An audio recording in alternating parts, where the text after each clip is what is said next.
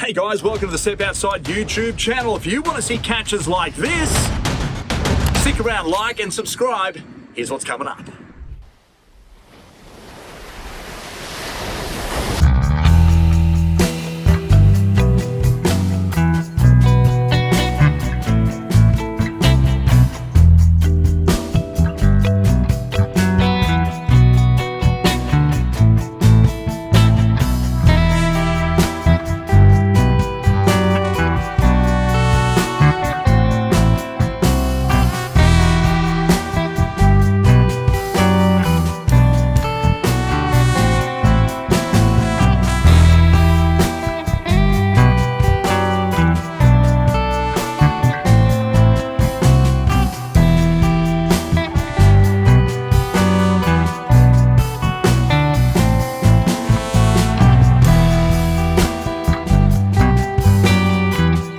One of the headlands that dot the east coast of Australia. In fact, you can find these all around the country, but it's something that I'm looking at just in the water, just beyond that ledge that I really want to hit up. And we're talking about Tailor, trevally, Australian salmon, and even jewfish. You get a whole variety, a whole plethora of fish that surround these waterways. The simple fact is, we see a lot of bait fish moving through, and of course with those comes the moving food chain. Well, I've got my gear with me, okay? I've got my katana rod. I'm going the Shimano 4000D bait runner here because it's a multi-purpose reel. You can use it for live baiting, luring, just about anything you like.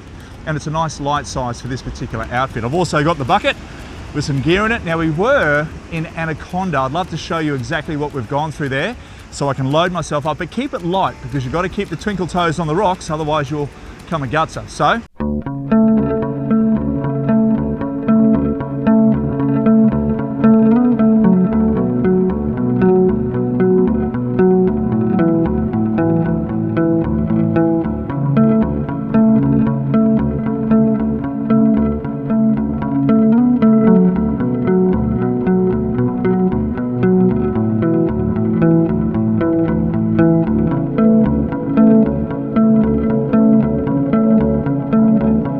perched rock. That tide's pretty much high, so there's about 40 feet of exposed rock when that wave recedes back out that I need to get over. So the higher I am, the better it is. So all I'm going to do here is cast out. A lot of people now, if the fish on the surface, you would crank it back and catch a fish up there, but there's no chops, there's no birds. So I'm just looking for whitewash and into that gutter. So I'm letting that lure sink down to the bottom. Once it's down onto the bottom, I can then do a slow retrieve back. If you just keep repeating that and then stop again, let it sink back down. That's where the fish are going to be, more in that mid section of the water column to the depths, right down to the bottom. Stop, let out line if you have to. Make sure your line doesn't hit the rocks in front of you, otherwise you'll get caught up underneath those Chinaman hats.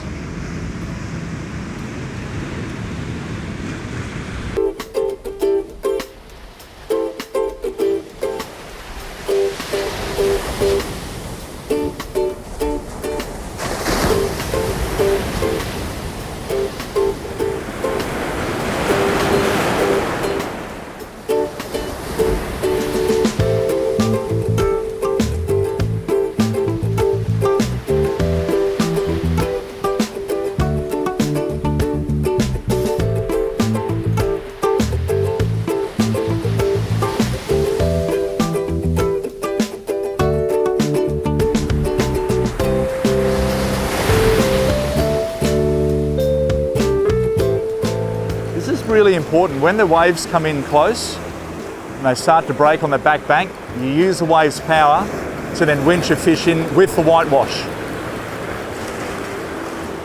Not a biggie, but it's a Tailor. If I didn't have that whitewash there, good chance of, particularly if it's a bigger fish, it's just going to get wrapped around the edge of that rock ledge, and that you don't want to have. But where there's a little one, there should be some bigger ones. Yeah, buddy.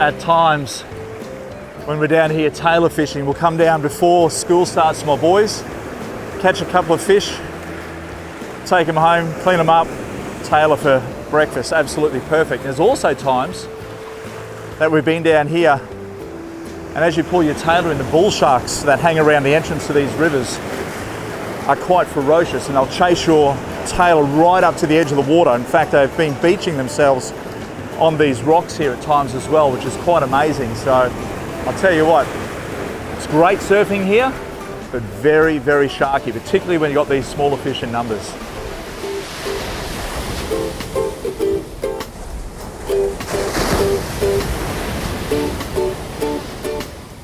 So that's called a chopper Tailor. When they're small, they're chopper Tailor. As they get bigger, they get more of a greener back on them, hence the name greenback. Beautiful fish. In fact, over in America, they get them upwards of around 10 kilograms, and they call them bluefish over there. But here, a good old Tailor. Go tell your mum and dad to come and bite my lure. I want a big fish. Once you find where they are, just keep peppering that area, because I'll be hanging on that back bank. The sun's just creeping up now, which is cool.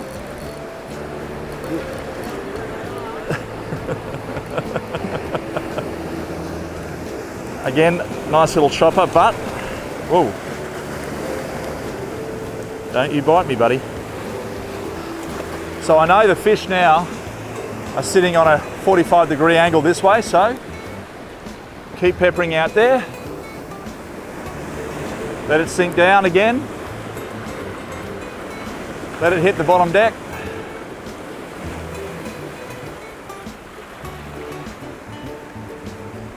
Wind it in.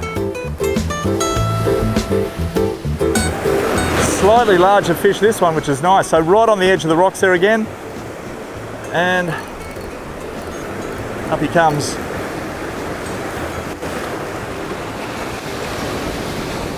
There we go.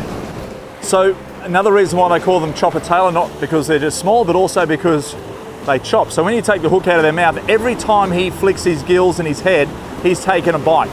I've seen so many people when they're trying to get their hooks out of the fish's mouth like so, is that fish is ready to bite them. And I've had a few bites myself, so you've got to be really careful when you're getting the hooks out, particularly if they've got 2 or 3 hooks right down their gob there. Let them go.